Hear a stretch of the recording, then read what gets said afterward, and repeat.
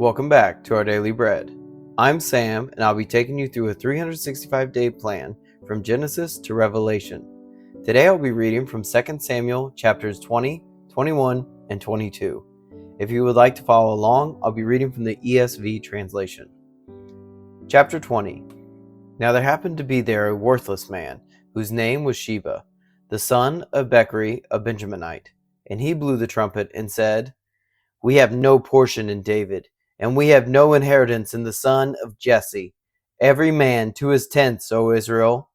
So all the men of Israel withdrew from David and followed Sheba the son of Bechri. But the men of Judah followed their king steadfastly from the Jordan to Jerusalem. And David came to his house at Jerusalem. And the king took the 10 concubines whom he had left to care for the house, and put them in a house under guard, and provided for them. But he did not go into them. So they were shut up until the day of their death, living as if in widowhood. Then the king said to Amasa, "Call the men of Judah together to me within 3 days, and be here yourself." So Amasa went to summon Judah, but he delayed beyond the set time that had been appointed to him. And David said to Abishai, "Now Sheba the son of Bechri will do us more harm than Absalom. Take your lord's servants and pursue him, lest he get himself to fortified cities and escape from us." And there went out after him Joab's men, and the Cherethites, and the Pelethites, and all the mighty men. They went out from Jerusalem to pursue Sheba the son of Bechri. When they were at the great stone that is in Gibeon, Amasa came to meet them. Now Joab was wearing a soldier's garment, and over it was a belt with a sword in its sheath fastened on his thigh. And as he went forward, it fell out. And Joab said to Amasa, "Is it well with you, my brother?" And Joab took Amasa by the beard with his right hand and kissed him. But Amasa did not observe the sword that was in Joab's hand. So Joab struck him with it in the stomach, and spilled his entrails to the ground without striking a second blow, and he died. Then Joab and Abishai his brother pursued Sheba the son of Bechri. And one of Joab's young men took his stand by Amasa and said, "Whoever favors Joab, and whoever is for David, let him follow Joab." And Amasa lay wallowing in his blood in the highway, and anyone who came by, seeing him, stopped. And when the man saw that all the people stopped, he carried Amasa out of the highway into the field, and threw a garment over him. When he was taken out of the highway, all the people went out after Joab to pursue Sheba the son of Bechri. And Sheba passed through all the tribes of Israel to Abel of Beth-maacah. And all the Bechrites assembled and followed him in. And all the men who were with Joab came and besieged him in Abel Beth-maacah. They cast up a mound against the city, and it stood against the rampart, and they were battering the wall to throw it down. Then a wise woman called from the city, "Listen, listen, tell Joab, come here, that I may speak to you." And he came near her, and the woman said, "Are you Joab?" He answered, "I am." Then she said to him, "Listen to the words of your servant." And he answered, "I am listening." Then she said, "They used to say in former times, 'Let them but ask counsel at Abel,' and so they settled the matter. And I am one of those who are peaceable and faithful in Israel. You seek to destroy a city that is a mother in Israel. Why will you swallow up the heritage of the Lord?" Joab answered, "Far be it from me. Far be it that I should swallow up or destroy. That is not true. But a man of the hill country of Ephraim, called Sheba the son of Bechri, has lifted up his hand against King David. Give up him alone, and I will withdraw from the city." And the woman said to Joab, "Behold, his head shall be thrown to you over the wall." Then the woman went to all the people in her wisdom, and they cut off the head of Sheba the son of Bechri, and threw it out to Joab. So he blew the trumpet, and they dispersed from the city, every man to his home. And Joab returned to Jerusalem to the king. Now Joab was in command of all the army of Israel, and Benaiah the son of Jehoiada was in command of the Cherethites and the Pelethites, and Adoram was in charge of the forced labor. And Jehoshaphat the son of Ahilud was the recorder, and Sheva was secretary, and Zadok and Abiathar were priests, and Ira the Jairite was also David's priest. Chapter 21. Now there was a famine in the days of David for 3 years, year after year. And David sought the face of the Lord. And the Lord said, "There is a blood guilt on Saul and all his house, because he put the Gibeonites to death." So the king called the Gibeonites and spoke to them. Now the Gibeonites were not of the people of Israel, but of the remnant of the Amorites. Although the people of Israel had sworn to spare them, Saul had sought to strike them down in his zeal for the people of Israel and Judah. And David said to the Gibeonites, "What shall I do for you? And how shall I make atonement, that you may bless the heritage of the Lord?" The Gibeonites said to him, "It is not a matter of silver or gold between us and Saul or his house. Neither is it for us to put any man to death in Israel." And he said, "What do you say that I shall do for you?"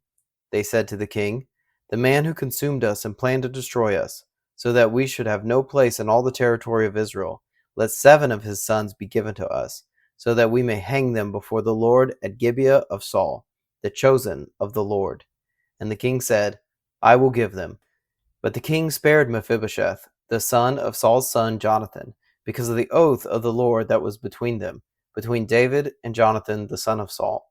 The king took the 2 sons of Rizpah, the daughter of Aiah, whom she bore to Saul, Armani and Mephibosheth, and the 5 sons of Merab, the daughter of Saul, whom she bore to Adriel, the son of Barzillai, the Mahalathite, and he gave them into the hands of the Gibeonites, and they hanged them on the mountain before the Lord. And the 7 of them perished together. They were put to death in the first days of harvest, at the beginning of barley harvest.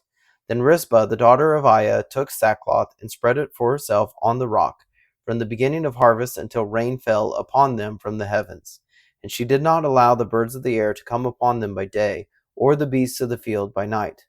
When David was told what Rizpah, the daughter of Aiah, the concubine of Saul, had done, David went and took the bones of Saul and the bones of his son Jonathan from the men of Jabesh Gilead, who had stolen them from the public square of Bethshan, where the Philistines had hanged them, on the day the Philistines killed Saul on Gilboa. And he brought up from there the bones of Saul and the bones of his son Jonathan, and they gathered the bones of those who were hanged. And they buried the bones of Saul and his son Jonathan in the land of Benjamin in Zelah, in the tomb of Kish his father. And they did all that the king commanded, and after that God responded to the plea for the land. There was war between the Philistines and Israel, and David went down together with his servants, and they fought against the Philistines. And David grew weary. And Ishbi-benob, one of the descendants of the giants, whose spear weighed 300 shekels of bronze, and who was armed with a new sword, thought to kill David. But Abishai, the son of Zeruiah, came to his aid and attacked the Philistine and killed him. Then David's men swore to him, "You shall no longer go out with us to battle, lest you quench the lamp of Israel." After this there was again war with the Philistines at Gob. Then Sibbecai the Hushathite struck down Saph, who was one of the descendants of the giants. And there was again war with the Philistines at Gob. And Elhanan the son of Jarah-oregim the Bethlehemite struck down Goliath the Gittite, the shaft of whose spear was like a weaver's beam. And there was again war at Gath, where there was a man of great stature who had 6 fingers on each hand, and 6 toes on each foot, 24 in number, and he also was descended from the giants. And when he taunted Israel, Jonathan, the son of Shimei, David's brother, struck him down. These 4 were descendants from the giants in Gath, and they fell by the hand of David and by the hand of his servants. Chapter 22. And David spoke to the Lord the words of this song on the day when the Lord delivered him from the hand of all his enemies, and from the hand of Saul. He said, "The Lord is my rock and my fortress and my deliverer, my God, my rock, in whom I take refuge, my shield and the horn of my salvation, my stronghold and my refuge. My Savior, you save me from violence. I call upon the Lord, who is worthy to be praised, and I am saved from my enemies. For the waves of death encompassed me, the torrents of destruction assailed me, the cords of Sheol entangled me, the snares of death confronted me. In my distress I called upon the Lord. To my God I called. From his temple he heard my voice, and my cry came to his ears. Then the earth reeled and rocked. The foundations of the heavens trembled, and quaked because he was angry. Smoke went up from his nostrils, and devoured fire from his mouth. Glowing coals flamed forth from him. He bowed the heavens and came down. Thick darkness was under his feet. He rode on a cherub and flew. He was seen on the wings of the wind. He made darkness around him his canopy, thick clouds a gathering of water. Out of the brightness before him, coals of fire flamed forth. The Lord thundered from heaven, and the Most High uttered his voice. and he sent out arrows and scattered them, lightning and routed them. Then the channels of the sea were seen, the foundations of the world were laid bare, at the rebuke of the Lord, at the blast of the breath of his nostrils. He sent from on high, he took me, he drew me out of many waters. He rescued me from my strong enemy, from those who hated me, for they were too mighty for me. They confronted me in the day of my calamity, but the Lord was my support. He brought me out into a broad place. He rescued me because he delighted in me. The Lord dealt with me according to my righteousness. According to the cleanness of my hands he rewarded me. For I have kept the ways of the Lord. I have not wickedly departed from my God. For all his rules were before me, and from his statutes I did not turn aside. I was blameless before him, and I kept myself from guilt. And the Lord has rewarded me according to my righteousness, according to my cleanness in his sight. With the merciful you show yourself merciful.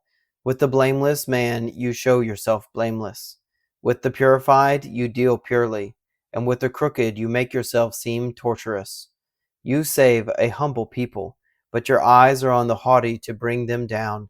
For you are my lamp, O Lord, and my God lightens my darkness. For by you I can run against a troop, and by my God I can leap over a wall. This God, his way is perfect. The word of the Lord proves true. He is a shield for all those who take refuge in him. For who is God but the Lord? And who is a rock except our God? This God is my strong refuge, and has made my way blameless. He made my feet like the feet of a deer, and set me secure on the heights. He trains my hands for war, so that my arms can bend a bow of bronze. You have given me the shield of your salvation, and your gentleness made me great. You gave me a wide place for my steps under me, and my feet did not slip. I pursued my enemies and destroyed them, and did not turn back until they were consumed. I consumed them. I thrust them through, so that they did not rise. They fell under my feet. For you equipped me with strength for the battle. You made those who rise against me sink under me. And you made my enemies turn their backs to me, those who hated me, and I destroyed them. They looked, but there was none to save. They cried to the Lord, but he did not answer them. I beat them fine as the dust of the earth. I crushed them and stamped them under like the mire of the streets. You delivered me from strife with my people. You kept me as the head of the nations. People whom I had not known served me. Foreigners came cringing to me. As soon as they heard of me, they obeyed me. Foreigners lost heart and came trembling out of their fortresses. The Lord lives, and blessed be my rock, and exalted be my God, the rock of my salvation. The God who gave me vengeance and brought down peoples under me, who brought me out from my enemies, who exalted me above those who rose against me. You delivered me from men of violence. For this I will praise you, O Lord, among the nations, and sing praises to your name. Great salvation he brings to his king, and shows steadfast love to his anointed, to David and his offspring forever. Thank you for joining me today in our Bible reading. You can find us on Substack and YouTube at Up+Out Show, or Our Daily Bread, wherever you get your podcasts. Please consider subscribing. If you enjoyed this reading today, please like and share. If you have any thoughts about the verses read, please leave a comment. Thank you, and have a blessed day.